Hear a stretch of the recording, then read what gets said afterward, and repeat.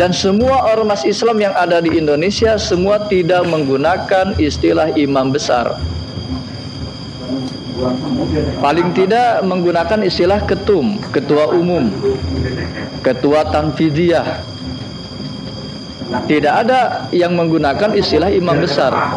Karena istilah imam besar ini, apalagi dengan embel-embel imam besar umat Islam, ini konsekuensinya sangat berat. Ini artinya imam besar tersebut adalah pemimpin dalam satu negara.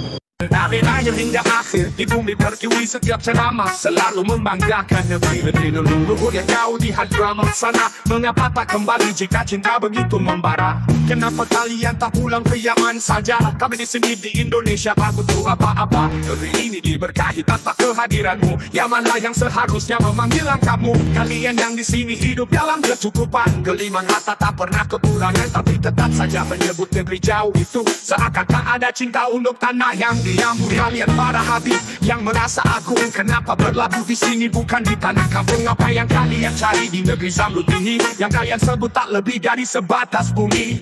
Kenapa kalian tak pulang ke Yaman saja? Kami di sini di Indonesia tak butuh apa-apa. Negeri ini diberkahi tanpa kehadiranmu. Yamanlah yang kenapa kalian tak pulang ke Yaman saja? Kami di sini di Indonesia tak butuh apa-apa. Negeri ini diberkahi tanpa kehadiranmu. Yamanlah yang seharusnya memanggil kamu. Kalian yang di sini hidup dalam kecukupan. Geliman harta tak pernah kekurangan, tapi tetap saja menyebut negeri jauh itu seakan tak ada cinta untuk tanah yang diambur. Kalian para habib yang merasa agung, kenapa berlabuh di sini bukan di tanah kampung? Apa yang kalian cari di negeri Zamrud ini yang kalian sebut tak lebih dari sebatas bumi?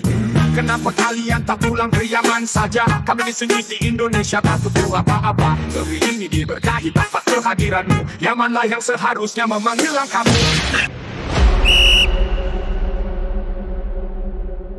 Nah, kalau kita melihat di Indonesia ini banyak sekali dulu ya ormas-ormas yang mempunyai istilah imam dalam pemimpin mereka. Seperti adanya NII, ada JII, HTI.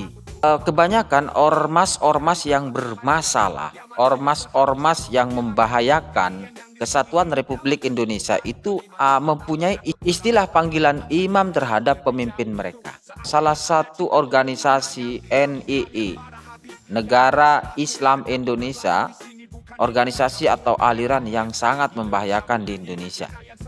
Nah, kenapa? Karena mereka menganggap kafir orang yang tidak berbaiat terhadap imam mereka. Nah, kemudian siapakah imam mereka? Adalah seseorang yang mereka angkat sebagai imam. Nah, siapapun orang yang tidak berbaiat kepada imam mereka, maka orang di luar itu akan dianggap kafir. Maka dulu banyak kasus-kasus ya, seorang anak mengkafirkan ibunya, kemudian dianggap najis karena masih belum berbaiat kepada imam mereka. Nah, itu salah satu organisasi yang sangat dilarang di Indonesia karena eksistensinya akan membahayakan Republik Indonesia. Karena sejatinya mereka menganggap bahwa Pancasila itu adalah kafir. Nah, begitu pula pengusung khilafah yang lain seperti yang dibubarkan di masa Bapak Presiden Jokowi, yaitu HTI. Bagaimana HTI itu juga menganggap bahwa Pancasila itu adalah kafir. Nah, ternyata juga FPI itu kemarin dibubarkan karena memang terindikasi mendukung adanya khilafah. Nah, sekarang kita beralih ke istilah imam besar yang disematkan oleh para mukibin terhadap Habib Rizik. Atau para kabib-kabib Ba'lawi ini yang menyematkan hal tersebut terhadap Habib Rizik sebagai imam besar. Nah, ini kan mirip-mirip juga kawan. Bahwa Habib Rizik itu diklaim oleh para kibin-kibinnya bahwa Habib Rizik itu adalah imam besar umat Islam. Nah, ini permasalahannya. Istilah-istilah ini sudah menciri khaskan bahwa seakan-akan yang tidak bergabung dengan FPI yang menganggap Rizik adalah pemimpin mereka dan mereka menyematkan imam besar kepada Rizik Syihab, ini seakan-akan di luar golongan mereka. Dan ini sangat membahayakan. Ini sangat membahayakan kawan. Nanti setelah beberapa video nanti hal ini akan dibongkar. Tonton terus ya, tonton terus ya. Ya, ini sekedar mengingatkan ya buat masyarakat umat Islam Indonesia gitu ya. Sebelum Nabi wafat, yang beliau ucapkan itu umatku, umatku, umatku, umatku, bukan Habibku gitu ya. Nah gitulah, umatku, umatku, umatku, bukan Habibku, apalagi Habib Gadungan.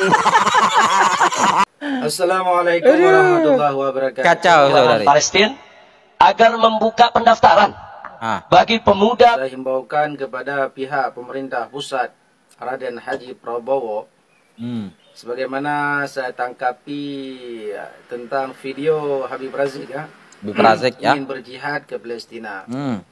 Terutama saya menghimbaukan kepada pihak pemerintah pusat, tolong buka pendaftaran bagi seluruh keturunan Ba'alawi.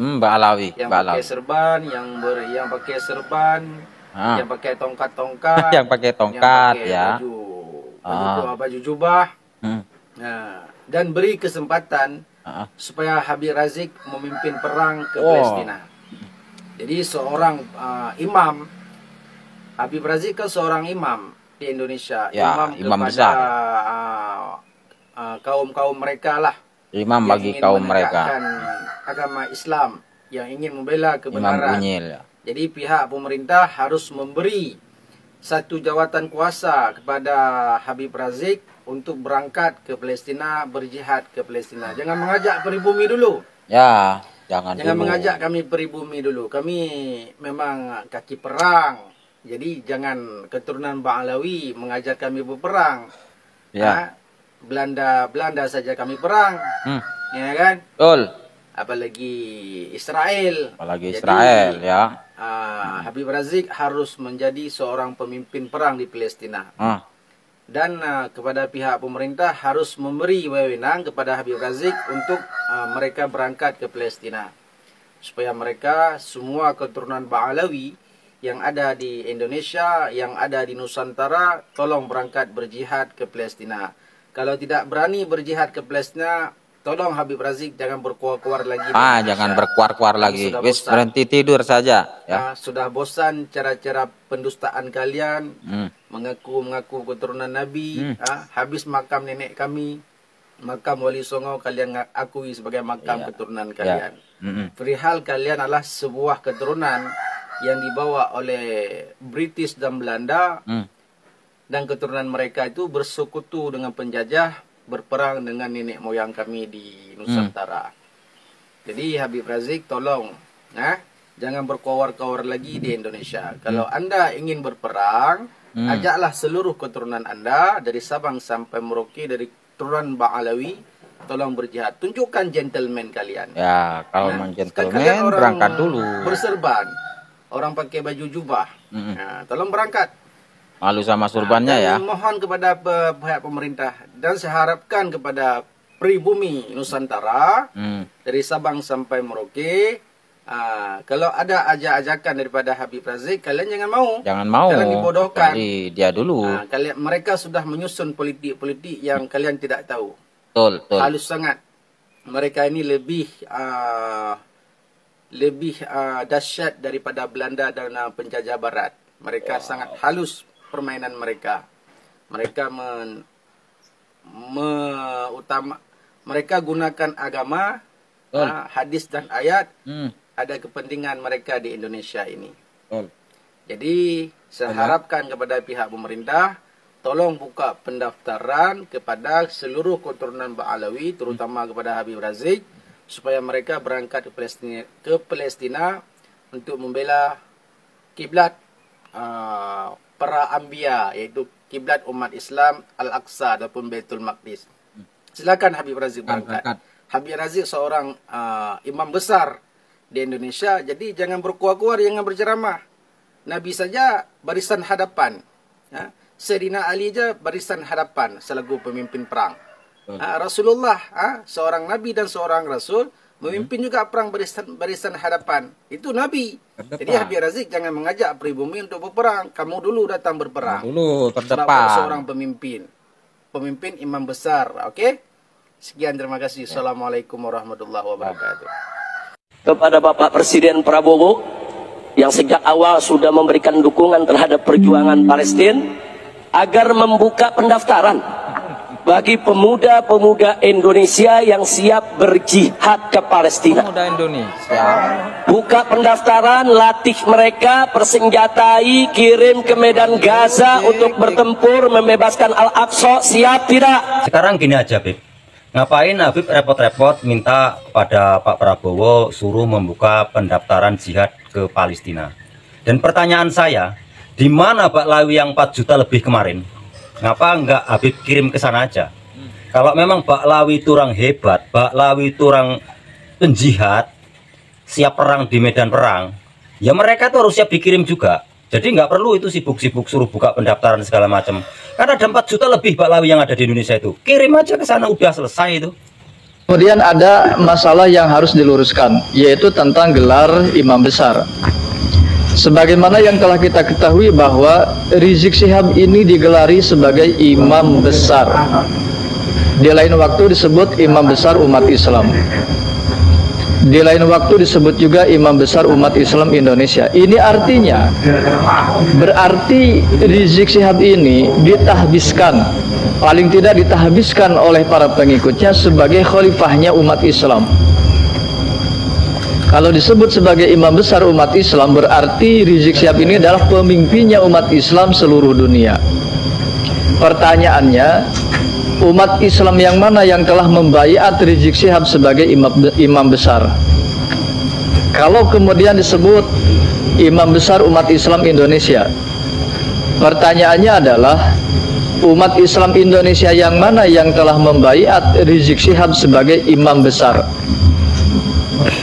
Kalau misalkan yang membaiat adalah para alumni demo 212, apakah orang-orang Islam yang menjadi bagian dari aksi 212 itu mempresentasikan umat Islam seluruh Indonesia? Perlu diketahui, di dalam Islam tidak boleh ada 2 imam besar di dalam satu wilayah. Tidak boleh ada 2 imam besar di dalam satu negara. Maka kalau terjadi ada 2 imam besar di dalam satu negara, maka salah satunya harus dibunuh. Sekarang istilah imam besar yang disematkan kepada Rizik Syihab, walaupun sudah lama Rizik Syihab mengklarifikasi bahwa gelar imam besar itu disematkan oleh para pengikutnya, tetapi pada intinya sampai hari ini gelar imam besar itu tetap ada dan sering disebut sebagai imam besar umat Islam, atau paling tidak imam besar umat Islam Indonesia. Ini bermasalah secara hukum sebetulnya, baik secara hukum negara maupun secara hukum agama. Karena imam besar umat Islam di Indonesia ini sudah ada. Kalau dulu zaman Pak Karno, berarti imam besar umat Islam Indonesia ini ya Pak Soekarno. Ketika zaman Pak Soeharto, berarti imam besar umat Islam Indonesia ini adalah Pak Soeharto. Ketika zaman B.J. Habibie, ya berarti imam besar umat Islam Indonesia adalah B.J. Habibie. Ketika zaman Gus Dur, berarti imam besar umat Islam Indonesia adalah Gus Dur. Ketika zaman Megawati, berarti imam besar umat Islam Indonesia adalah Megawati. Ketika zaman Pak SBY, berarti imam besar umat Islam Indonesia adalah Pak SBY. Ketika zaman Pak Jokowi, berarti imam besar umat Islam Indonesia adalah Pak Jokowi. Dan sekarang ketika Pak Prabowo telah menjadi pemimpin negeri ini, berarti imam besar umat Islam Indonesia adalah Pak Prabowo. Maka sekali lagi, gelar imam besar Rizik Syihab ini bermasalah, baik secara hukum negara maupun hukum Islam.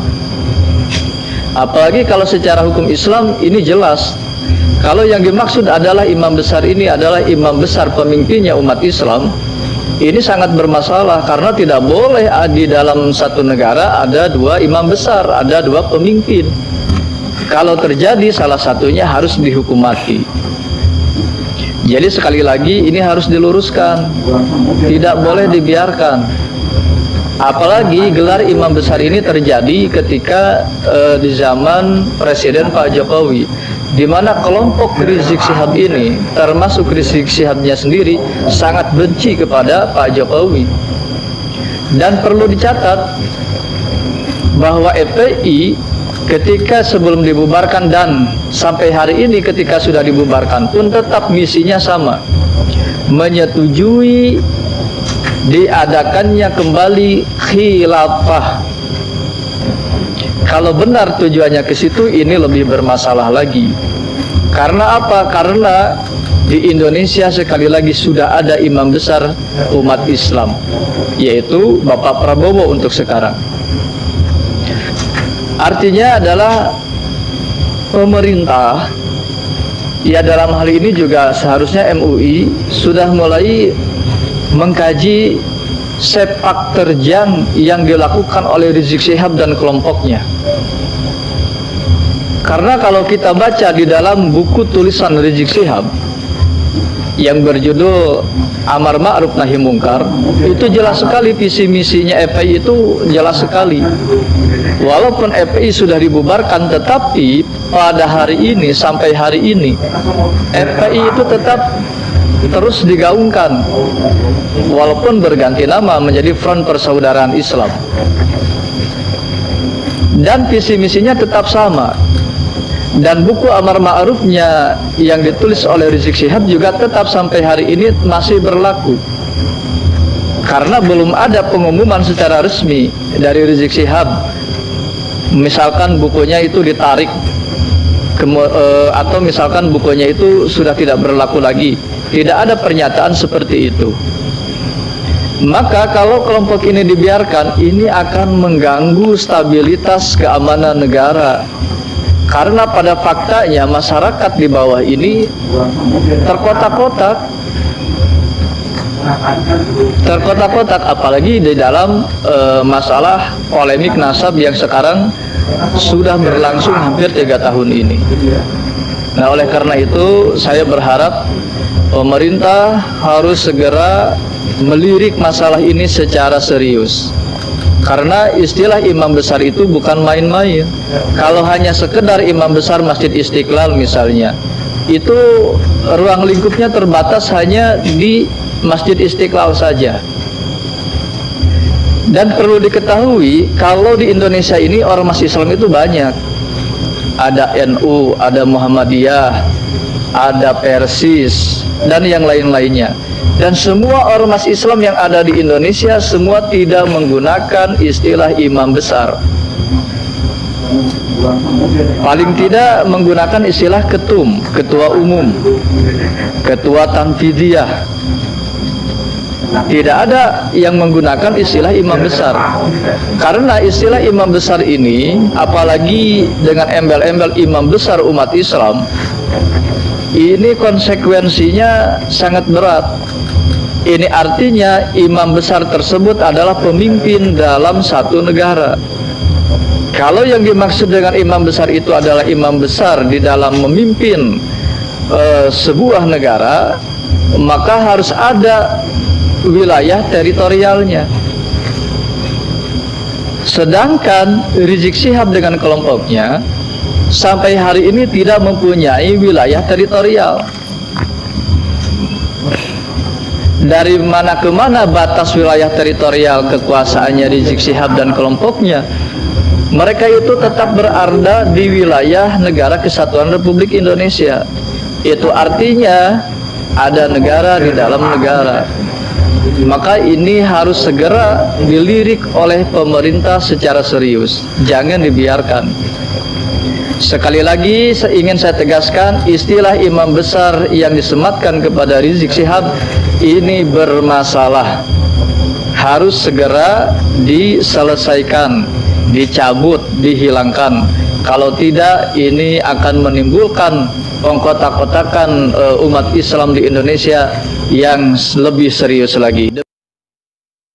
Nah, oke, seperti itu kawan ya. Jadi kalau seumpamanya Rizik Syihab ini dianggap seorang imam, apalagi dikatakan seorang imam besar umat Islam, lalu Rizik ini mempunyai kekuasaan itu sampai di mana?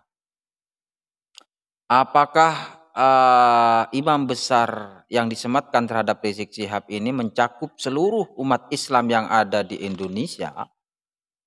Ini penyebutan imam besar ini bermasalah. Bahkan beliau ini mengatakan ketika indikasinya Rizik Syihab ini memang dianggap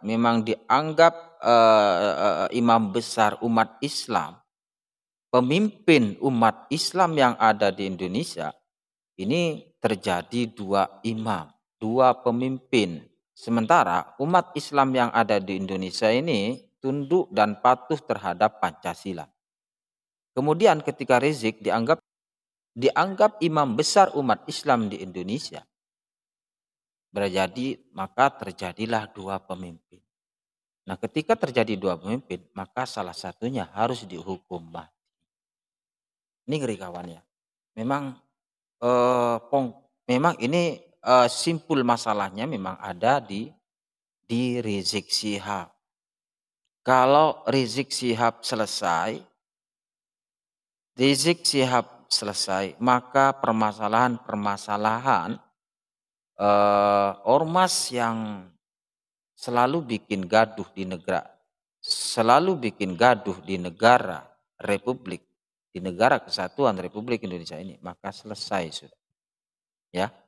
Dan beliau menghimbau agar pemerintah harus segera memperhatikan ini. Ini istilah imam besar ini bermasalah. Bisa mengancam kesatuan Republik Indonesia. MUI, negara harus segera menyikapi ini. Apa? Karena ini sangat membahayakan. Assalamualaikum warahmatullahi wabarakatuh.